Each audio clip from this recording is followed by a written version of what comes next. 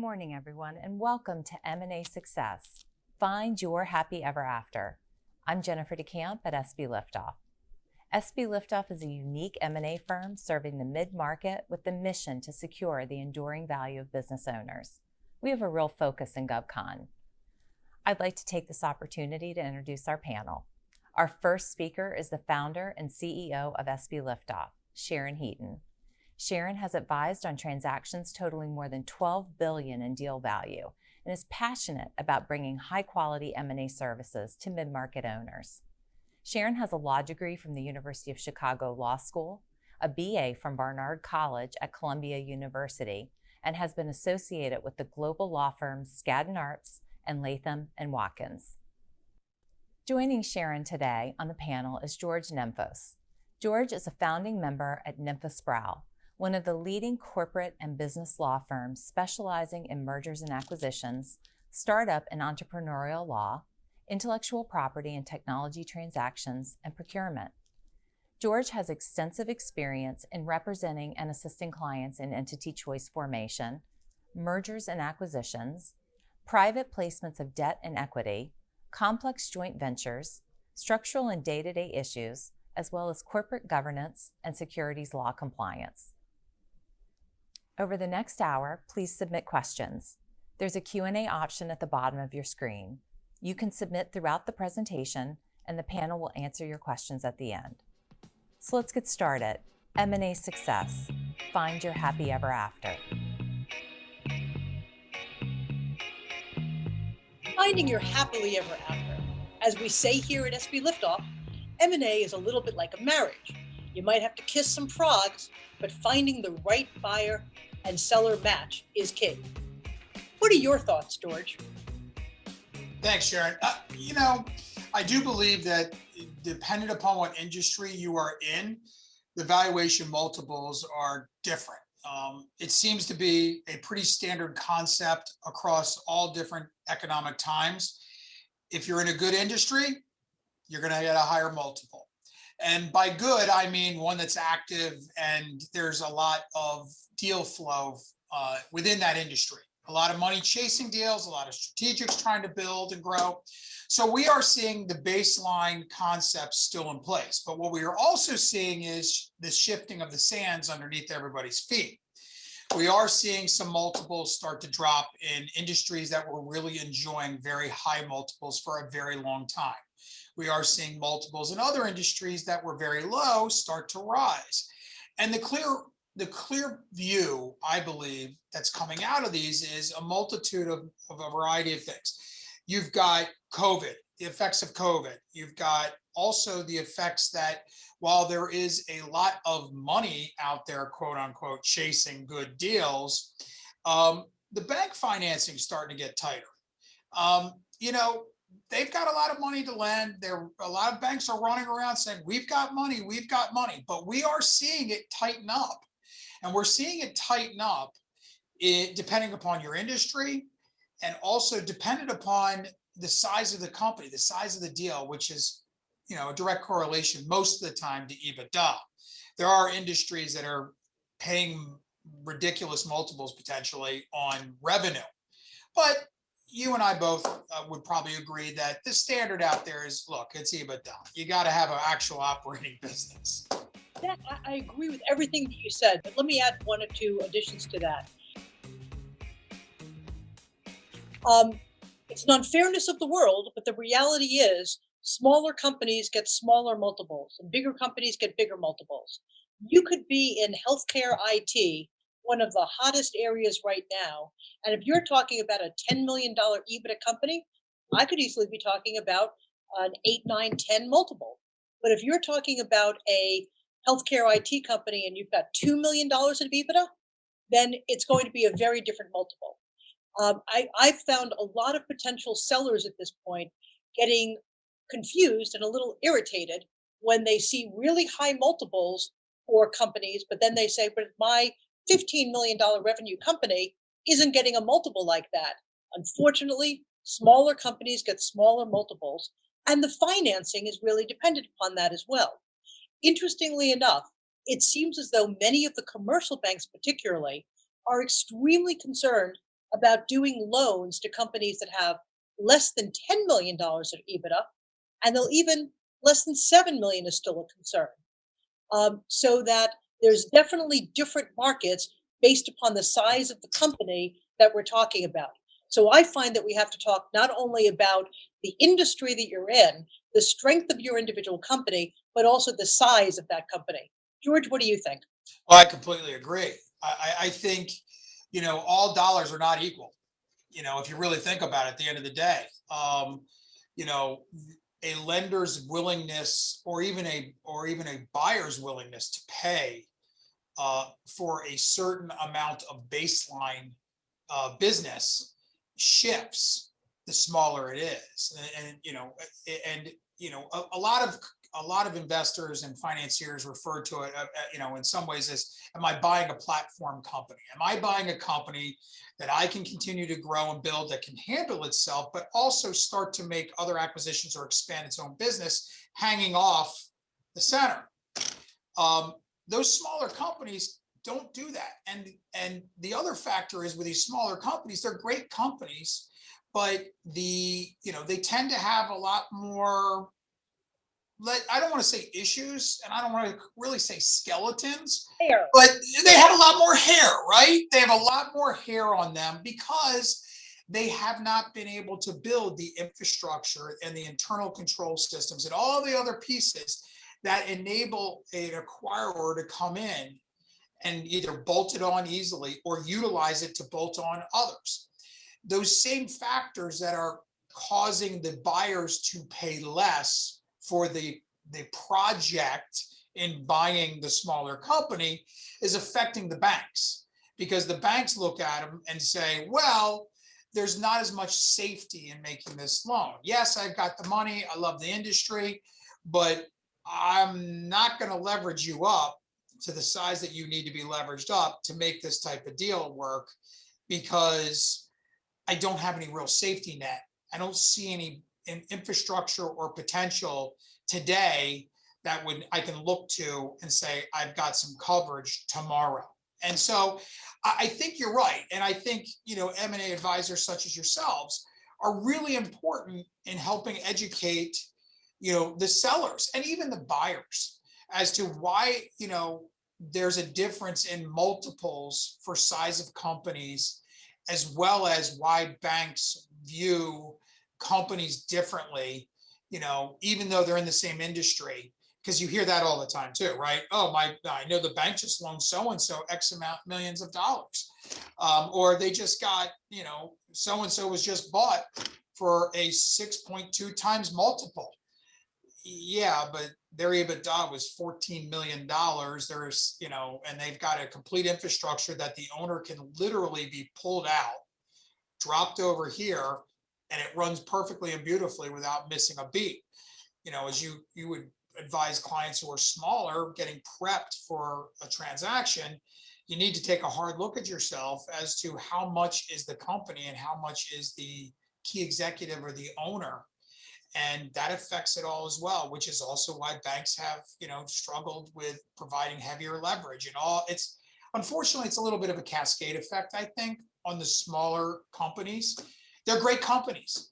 There's a lot to be done there. There are financiers and acquirers and private equity funds and mezz funds and all sorts of ways to do these deals that are actually focused in the lower middle market. And they like playing there because they get low multiples.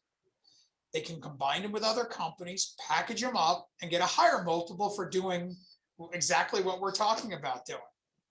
I think that's exactly right. I'm finding the banks to be a little bit more conservative. Some of it in terms of, obviously lower EBITDA gives you lower valuations. But also in terms of, I've had a bank turn to me recently and say the margin on this company is only 8%. That gives us very little room for variation. Things don't have to go very wrong in order for that 8% to turn to 2%, and that becomes a financing crisis. So whereas in 2019, if I showed a 9% margin company, banks were saying, okay, that would be fine. That's kind of normal for smaller companies. Now I'm having banks turn to me and say, we really want to be seeing a 10% margin or better. And for companies that are in construction or facilities management that traditionally have high dollar amounts but relatively low margins, those companies, I think, are going to be seeing a bit of a valuation decline, in part because of the conservativeness of banks. I think the banks were very well aware that they got blamed, rightfully so, for 2008. And the first thing that comes out of banks' mouths when I talk to them now is, by the way, what's going on in the economy isn't having to do with the banks. We didn't cause it this time. But I think that they're very concerned about making a misstep. They are not looking at deals just on their face. They're looking at deals for saying, what is this going to look like in 2023? And people are looking back at what you did in 2021.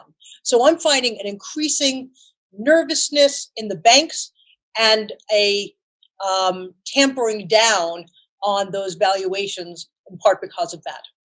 Yeah, I completely agree. I think your point is well taken. Margin is definitely making banks nervous. I think, they all took a little look back through the COVID period to see who really, had some serious issues. And, on top of that, I think customer and supplier concentration has really freaked the banks out. We're seeing banks throw in their covenants or their borrowing base for lines of credit, significant limiters with regard to customer concentration. And I'm talking limitations that don't wipe out a borrowing base above a certain percentage. They're pulling the customer completely out of the borrowing base if they rise above a certain percentage, which is somewhat counterintuitive, as I think we would all agree, because as time goes on, you want a bigger customer who's more solid, and you leverage that to get other customers, and you can bring that, concentration down further. So it's a catch-22 for a lot of these smaller companies that are trying to grow and build. They pulled through COVID, they pulled through this year and the ups and downs. And yeah, they inevitably ended up with customer concentration and inevitably ended up with supplier concentration because the supply chain got wiped out. And customers went on hiatus and they were taking work. They were pushing for as much work as they can. So their own success in coming through some of these darker times, combined with the skittishness of the banks right now and clamping down on the lower middle market a little bit, I think is pinching some of these companies on their growth trajectory, which will be interesting to watch, because I do believe that may be a recipe for pushing more of them to the market to be sold, or at least merge with somebody else, so that way they can continue going on. So it's going to be interesting to see how it falls out. But I totally agree with what you said about 2023, 2024. I do believe everybody's going to look back in 2 to 3 years and see what they did this year and what they did the first half of next year, and figuring out, whether or not their thought process and where they were headed was going to be successful. Actually, one final point on this is the financing challenges for companies that are CapEx light, because as the world has developed, more and more companies are services companies as opposed to manufacturing. Manufacturing, while it's more CapEx heavy, it also means that there's equipment there that banks can use as collateral. On a services company, there really is no collateral other than the AR. So banks are saying, absolutely, we will lend to services companies, but we really want to be actually covered by collateral, which means that the loan is capped at the amount of the AR, which tends to be not so great, particularly for my clients that are GovCon, because the government pays their bills relatively quickly, which means that they don't have a lot of AR, and somehow they're being penalized because they've got clients that pay fast. But it's an interesting situation, and clearly one in transition. I want to talk to you a little bit something you mentioned about mezz lenders. Mezz lenders are now playing in the lower mid-market in a way that 10 years ago they clearly were not. George, what are you seeing about the mezz lender participation in the lower mid-market?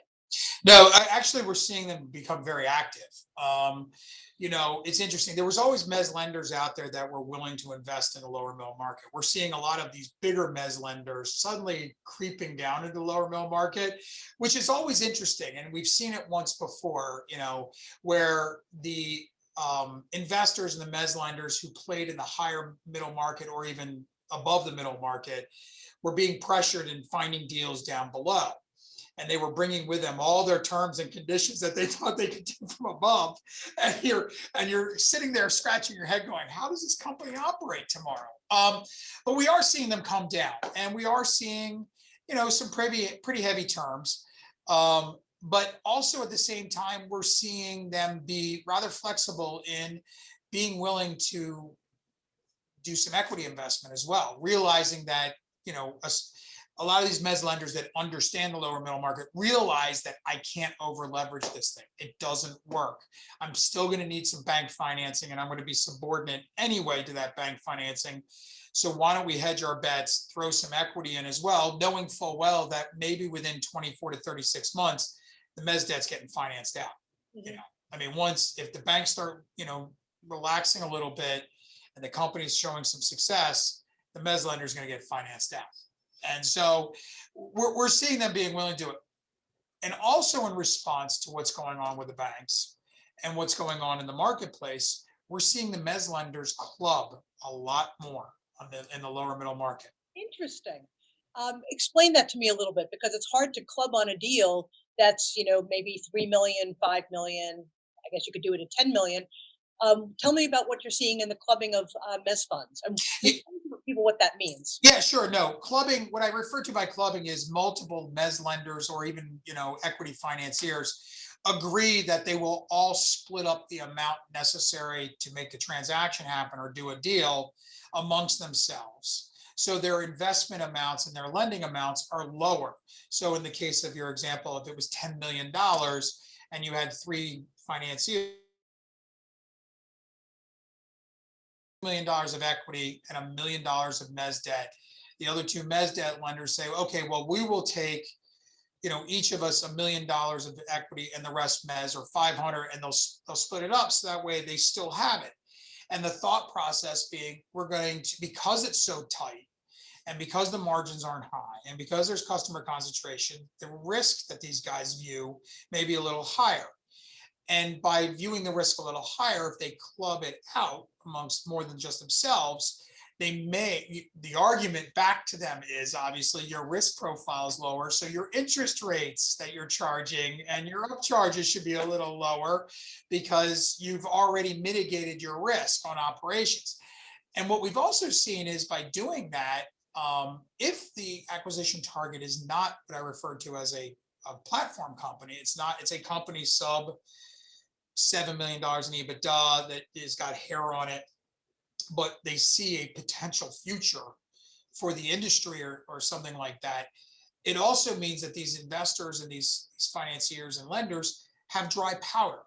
You get them bought in. You can go off and buy another lower middle market company with hair on it, and they've got more money. They've reduced their risk profile, and they continue on.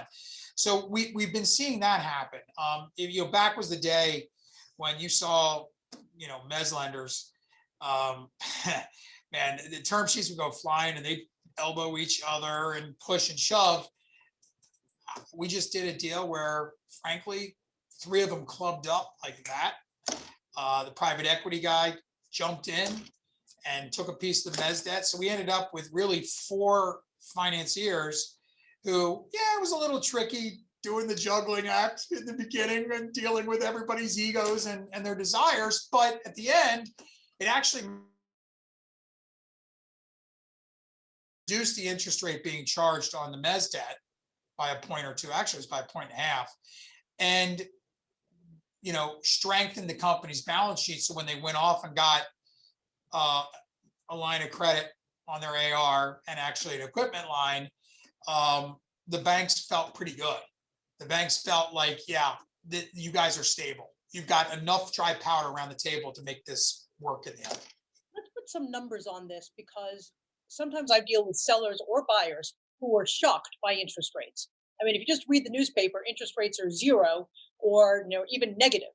But when it comes to doing these kinds of transactions, they're not negative and they're not even 0.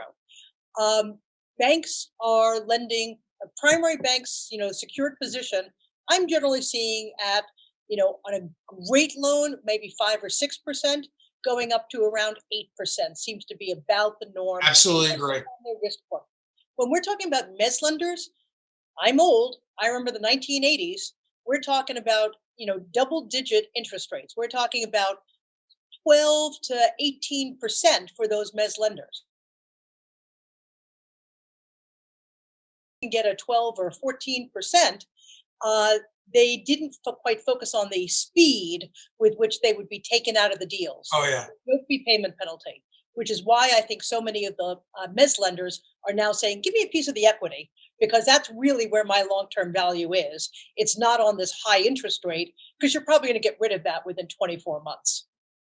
I agree. I mean, we're seeing even, we're seeing 12 to 14 with a payment in kind, accruing in the back end, and then they're taking a warrant or they're actually throwing a little cash in the equity. I mean, mezz debt is not cheap, as we all know. It's not. On the other hand, mezz debt is cheaper than equity. Absolutely agree. So if you raise equity, on one hand, you've reduced the risk because you don't need to be making payments, but you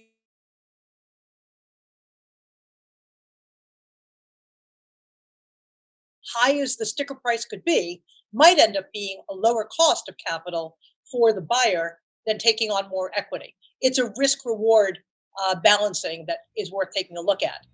And speaking of the numbers, I think we've got reason to believe the capital gains might in fact be going up this year.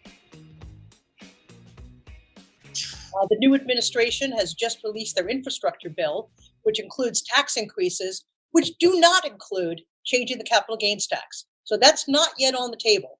But I think that many of us think that it will be. If we simply look at what was proposed during the campaign, it's essentially a doubling of capital gains rates from 20% to approximately 37%. We did an analysis for a company, a seller, that basically said they're worth, we thought, about $20 million. And they said they really wanted to work on the company for another year or two because they thought that they could get that company to be $30 million. And I sat down and did the analysis and said, listen, I'm not smart enough to know what the tax code is going to be, but we're just going to use what was said in the campaign. And based upon what the campaign said, you would need to sell your company at $35 million to put the same amount of money in your pocket under the new tax laws as you would at $20 million. So I find that there's really competing pressures on sellers.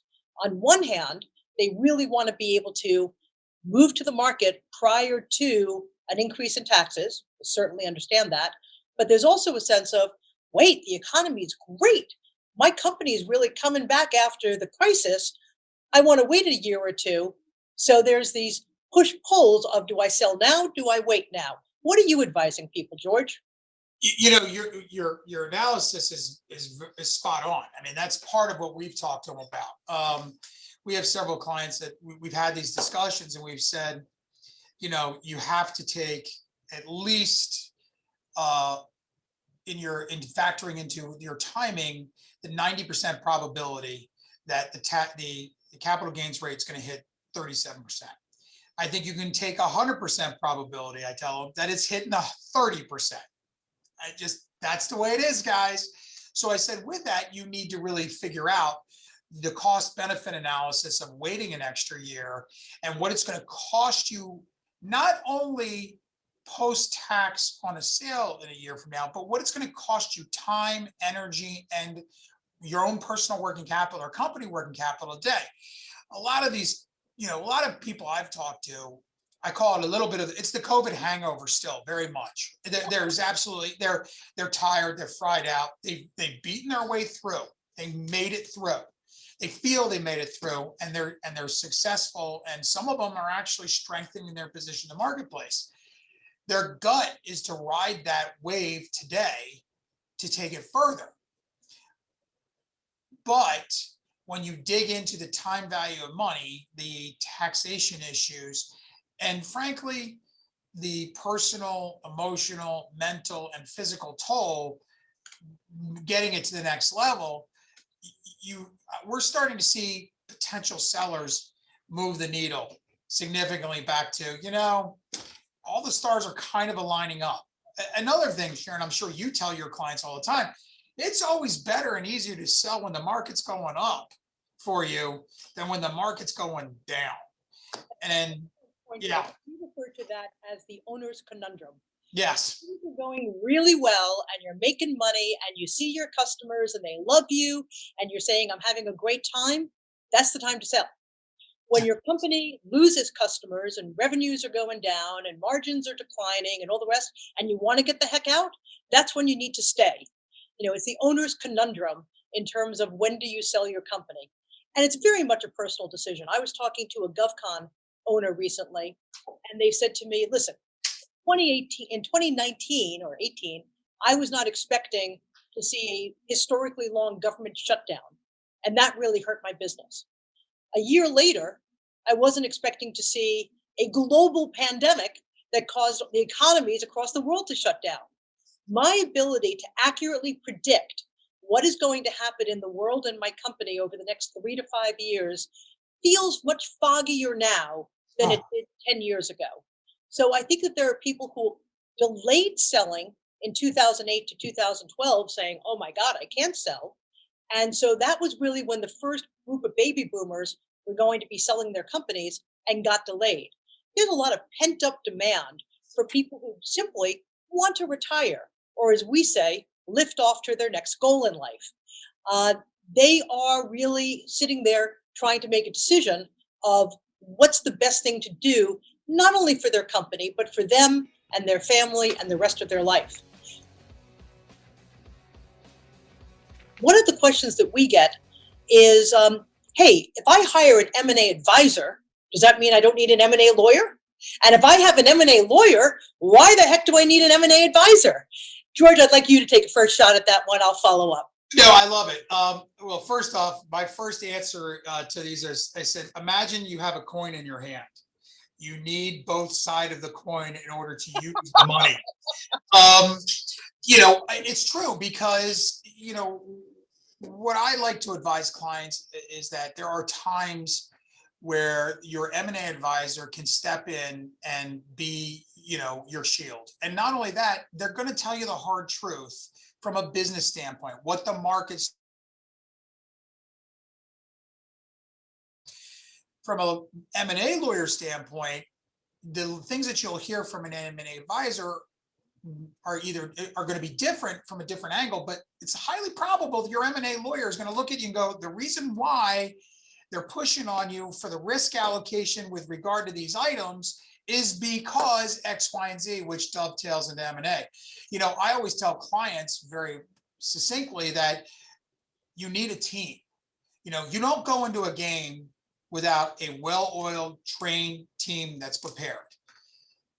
Having an M&A advisor and having a corporate M&A attorney working together with you, the owner, will put on the ground a very successful team.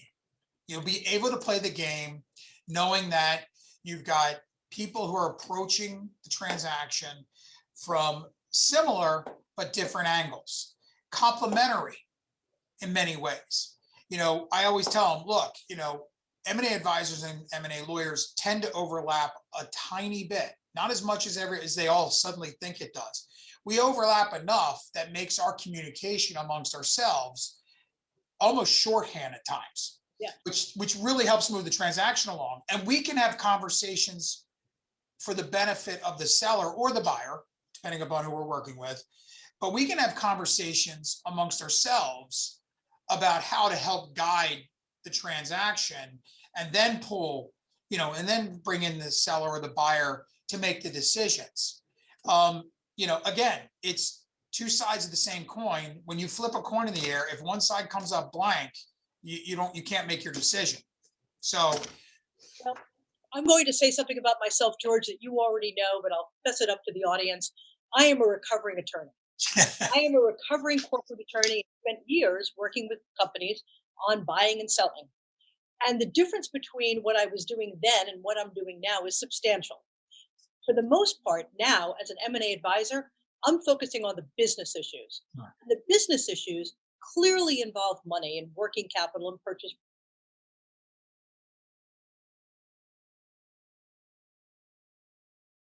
Relationship, monetary issues that sellers care about. And I have learned that at the lower mid-market, Sellers care about a lot of issues other than just the money. When I was a lawyer, my primary job was risk mitigation. Identify all the risks and figure out how to mitigate them. What I've learned is that business owners, entrepreneurs, really know how to evaluate risk. So it's not my job, and it's really not anybody's job to say, you can't take that risk, but it is to identify the risk and then to figure out the best way of mitigating it consistent with the commercial realities of that deal. Does that make sense to you, George? No, I think that's very well said. I mean, in the lower middle market, your point is very well taken, and it's spot on. Lower middle market owners and owners slash sellers, they care about a lot. I mean, it does really start from it's been, and we use this a lot. It's their baby. It is the heart and soul. It could be a multi-generational business that grandpa and grandma started. So now you've got the grandson in there, and he's really struggling with the next move. And I strongly feel that what's going to happen sooner rather than later is we're going to see a lot more action in the lower middle market. I think that's why we're seeing a lot more acquirers and financiers moving downstream to the lower middle market, because we're going to see a lot of action. I really think the COVID hangover is looming large over a lot of these generational businesses. And do I want to keep doing this? Then you've got taxation. Oh my God, do I want to keep doing this just to find myself in 2 years backwards, from where I could be if I did something today? And so I really believe that your role as an M&A advisor is, I always tease everybody. I go, think about it this way. The M&A advisor ends up being the first line psychologist. They're dealing with the angst, the agita, the all the pieces that go into just getting them geared up. And then comes the lawyer a lot to work with the psychologist, and I'm the therapist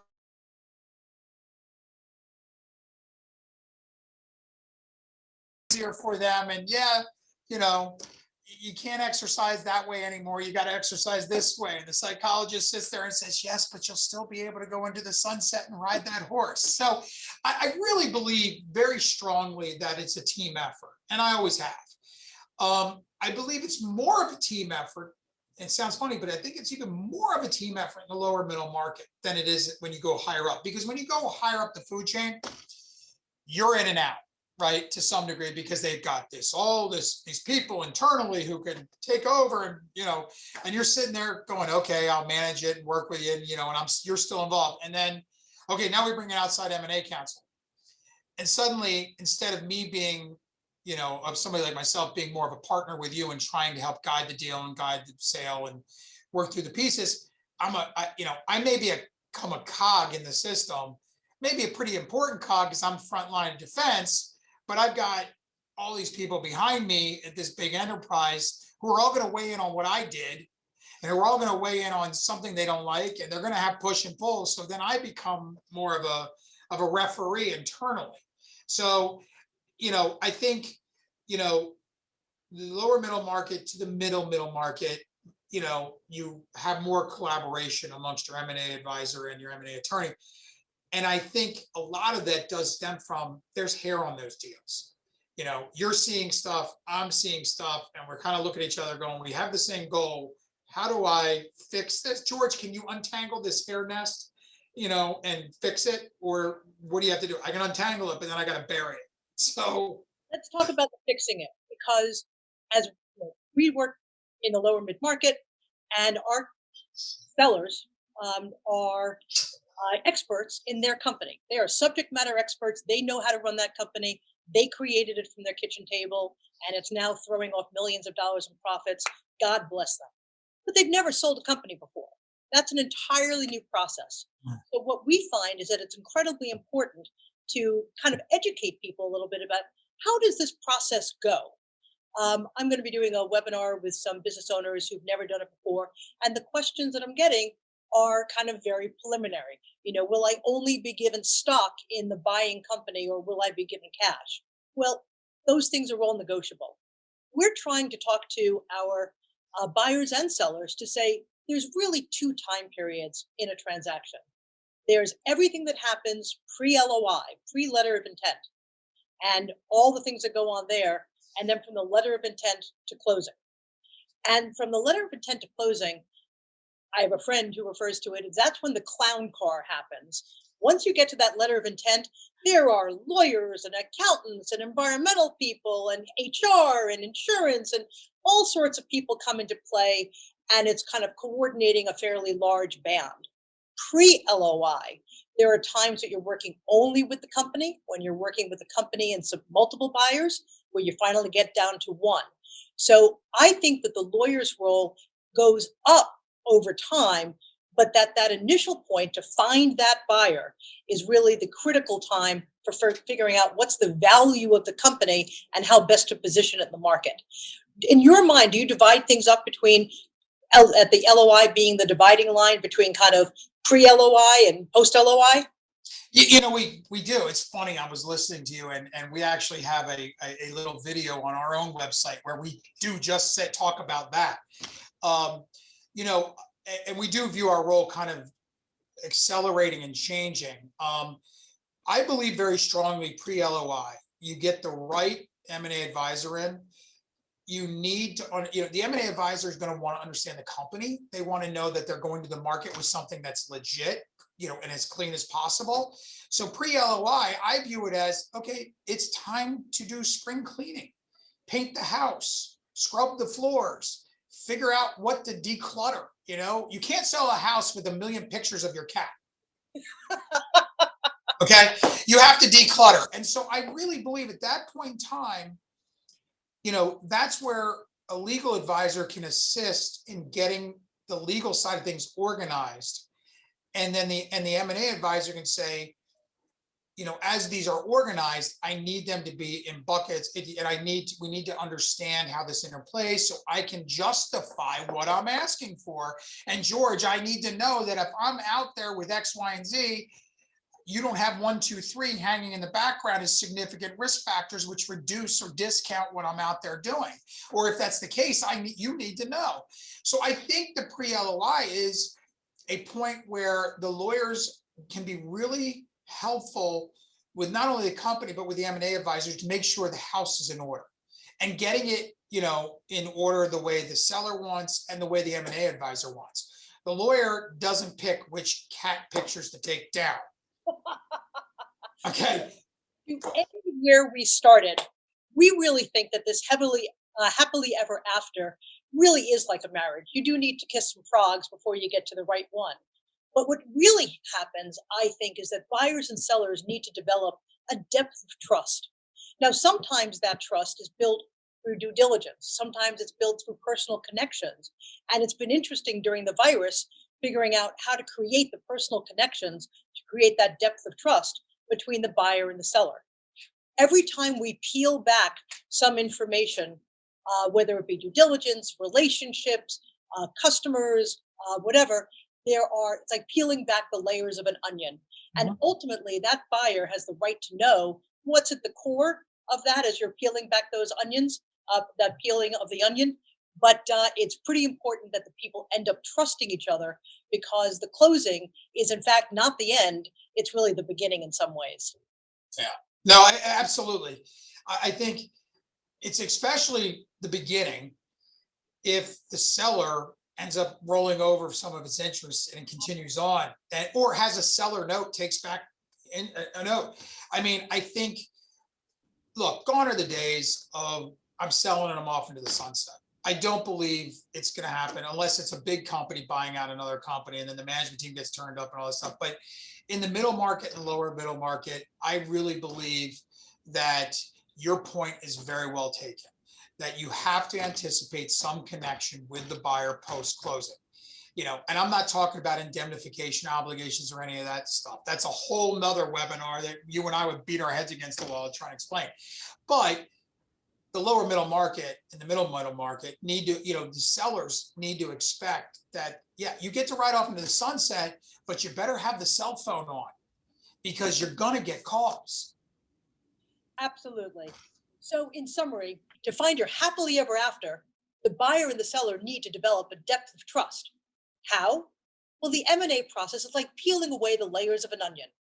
And by the end of the process, the buyer and the seller should know each other, trust each other, and be ready for the next leg of the journey. Layers! Onions have layers. Ogres have layers. Onions have layers? You get it. We both have layers. Oh, you both have layers. Oh.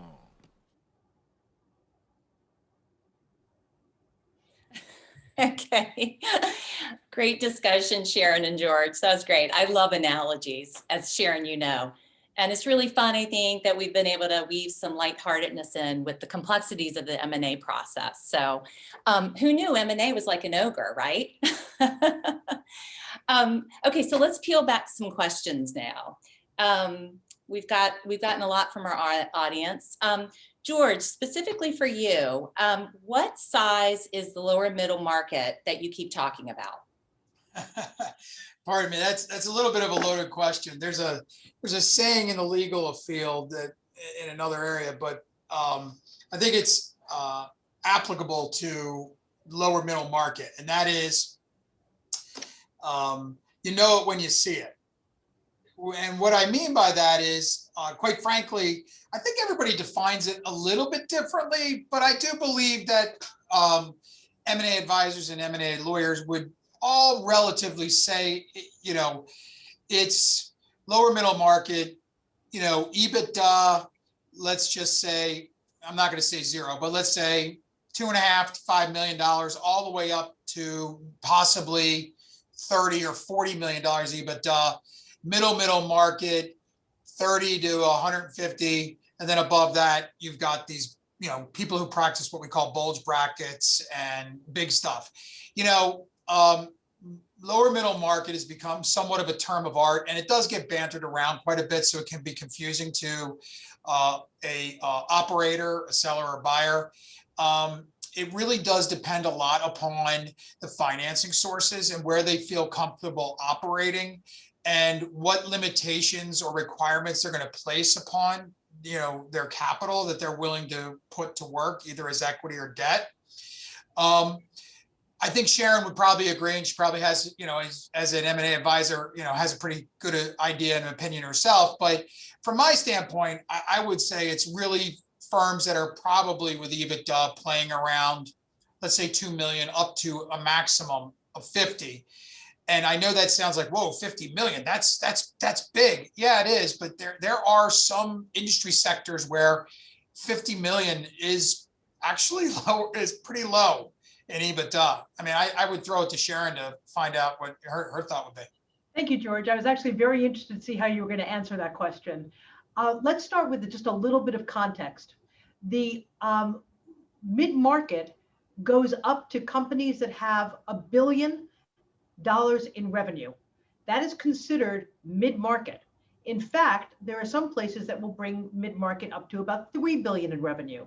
So we're dealing with a very different context of who's talking and what's going on. When I'm thinking about the lower mid-market, I'm basically thinking about companies that are probably worth more than $8 or $10 million, up to about $100 million. And that's kind of the lower mid-market. Now, hey, listen, if I had a company that's worth $90 million and I consider that the lower mid-market, that would be a fine category to be in. So we need to be careful with this language. The other kind of language you'll hear occasionally is Main Street businesses. And Main Street businesses are companies that generally have between 2 and 5 million in revenue or below. And they generally will work with what's known as a business broker. And business brokers are fine people. They're kind of like real estate agents for companies. And the simpler your company, the more that works. As you get bigger and have more employees and have more revenue and more profits, then of course, you know, you kind of go into that lower mid-market area. I agree. I know. I agree. I think, you know, you base it on valuation. I base it on EBITDA, and it tells you the approaches between an M&A advisor and a M&A lawyer, and quite frankly, why You need both sides of the coin. You know? And I think it's very interesting for people to realize that $1 billion entity is considered mid-market, or 3 billion is mid-market. So the kind of normal connotation that you'd have in your mind may not be relevant to how these terms are used. Yeah.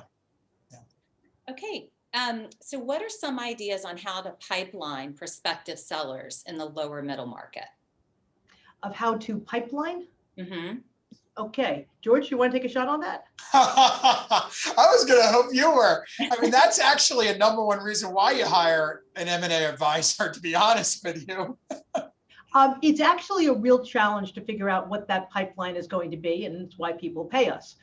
We're trying to, when we have a seller, we're looking to see who they're going to fit with. And when we have a buyer that's looking for a company, then we actually go out and do the search to see who would meet their target. So that's the kind of pipeline that we look to create. If you're selling, what is the pipeline for your customers? And if you're buying, what is the pipeline of potential targets that you're looking at? And to add on that, not to continue the commercial for Sharon, but it's important that people understand that really is a skill set. If you are active in your industry and you feel like you've got a good chunk or that you're well known, you probably are, which means that the outside a financial buyer, and what we mean by that is somebody who's not in your business, who is looking to get into your business and invest dollars into your business through an acquisition. But if you're looking to sell to a strategic, the high probability is they already know you. And if the high probability is they already know you, then approaching them can be extraordinarily difficult and can be very scary, because the process upon which you have to proceed down the path for getting interested buyers is somewhat complex to navigate, because you're an active business and the value of your business in part is your customers, your operations, your people, possibly your know-how and your intellectual property. And being out in the marketplace on your own, trying to garner up interest in buying you, can expose you to situations in which you're going to walk away feeling like you gave away the kitchen sink and nothing happens. That's a really important point, George, and I appreciate the tip of the hat.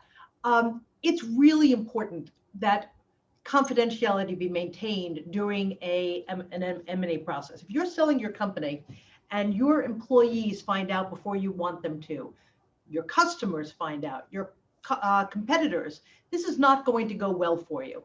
So there really is no way for somebody who's interested, and particularly high profile in the industry, to pick up the phone, call their competitors and say, hey, I'm thinking about selling, and then being able to keep that off the street. That becomes grist for the rumor mill within a matter of minutes.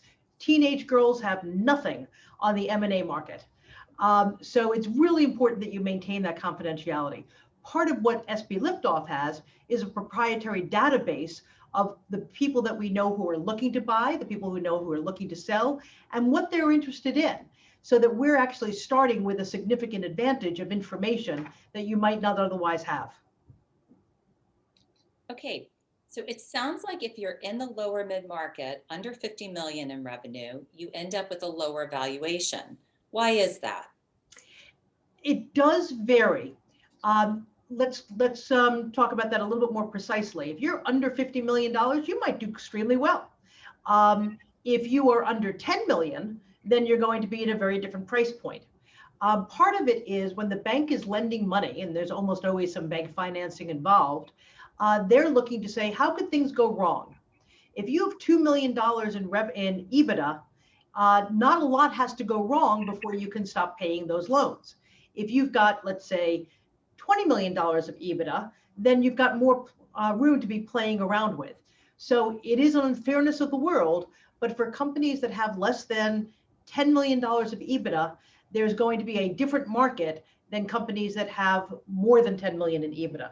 Having said that, if you're selling to a PE and they have a different financing profile, you might still be able to get a really good valuation.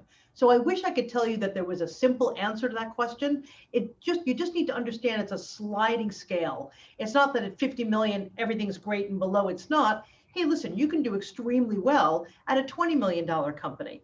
It's the question of how is that company set up and what industry you in, how much visibility is there into the future. George, your thoughts? I think that's a good summation. I would add to it that the sliding scale also has behind it about 15 different calculations and parts to it that go beyond, as you said, the banks and the financing and who's buying you. You have to look also at the industry, obviously, because different industries pay different, are willing to garner different multiples, whether it be upon EBITDA or surprisingly, occasionally on revenue. And frequently that's a function, as you mentioned, of,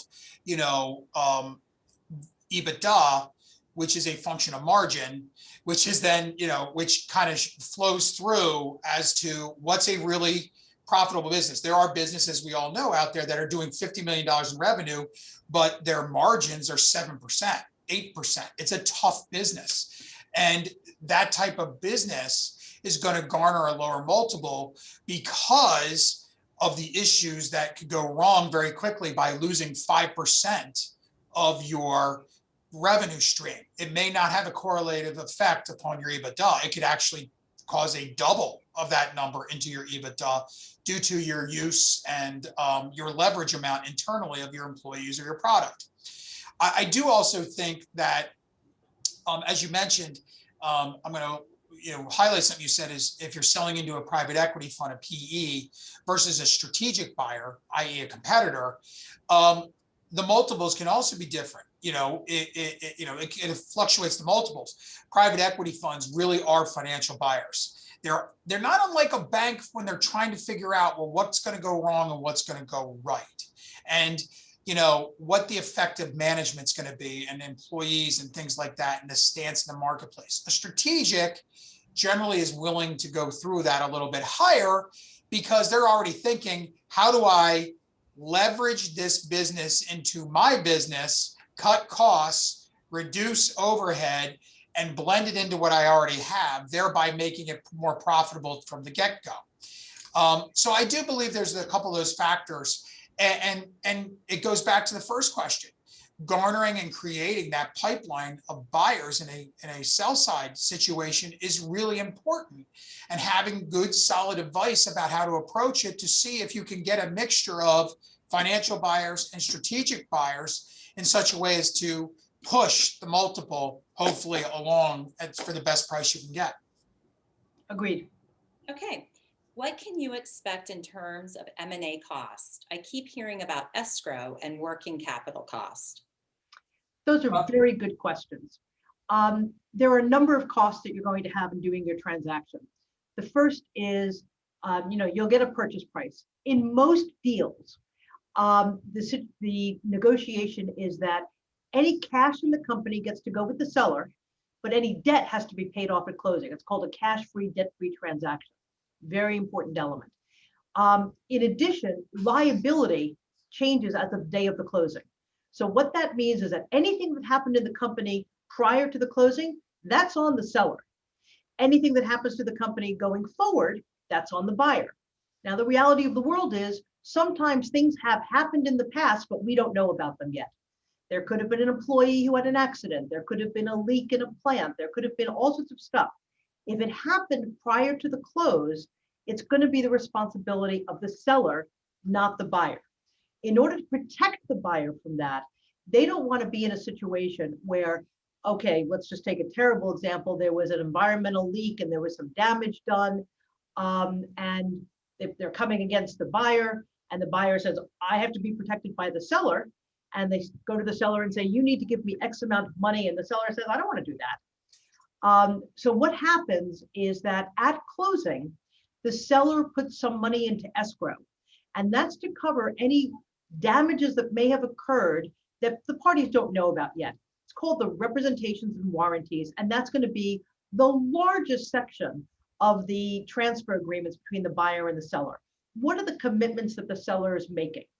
So they're saying we've paid our taxes, we're in compliance with these laws, and that if any of that tends up not to be true, the buyer gets to go to the escrow for the reps and warranties.